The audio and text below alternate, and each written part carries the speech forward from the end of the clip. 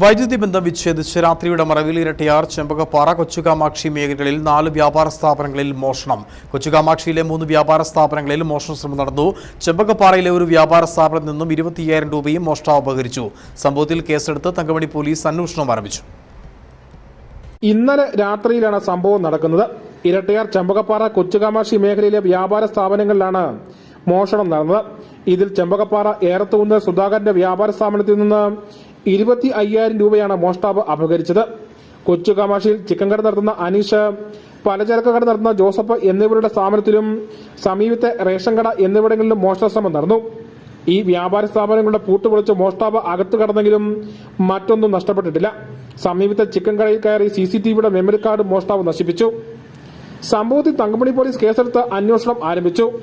അത് ആസൂത്രണം ചെയ്തുള്ള മോഷണമാണെന്ന് തോന്നുന്നത്. കാരണം ഇവിടെ കോഴിക്കടയിൽ കയറിയ CCTVയുടെ മെമ്മറി കാർഡ് ഊരി മാറ്റി.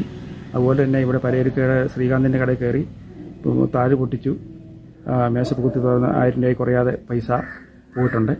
അതുകൂടാതെ തൊട്ട് സമീപത്തുള്ളൊരു പലചരക്ക് കടയിൽ കയറി അതിന് ചെമ്പകപ്പാറ ശ്രീകാന്തിൻ്റെ സുധാകരൻ്റെ കടയിൽ കയറി പുള്ളിയുടെ താഴ് പറിക്കുകയും 25,000 രൂപ ജോലിക്കാരന് കൊടുക്കാൻ വെച്ചിരുന്ന പൈസ അതുകൊണ്ടെന്നാണ് അറിവ്. മേഖലയിലെ CCTVകൾ കേന്ദ്രീകരിച്ചാണ് ആദ്യം അന്വേഷണം തുടങ്ങിയിരിക്കുന്നത്.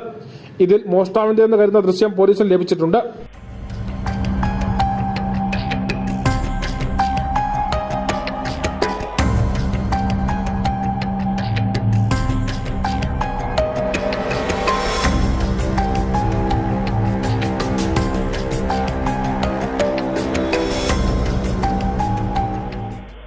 പള്ളിക്കാനം, ചെമ്പകപ്പാറ മേഖലകളിലെ ട്രാൻസ്ഫോമറുകളുടെ AB വലിച്ച് വൈദ്യുതി ബന്ധം വിച്ഛേദിച്ചിട്ടുമുണ്ട്.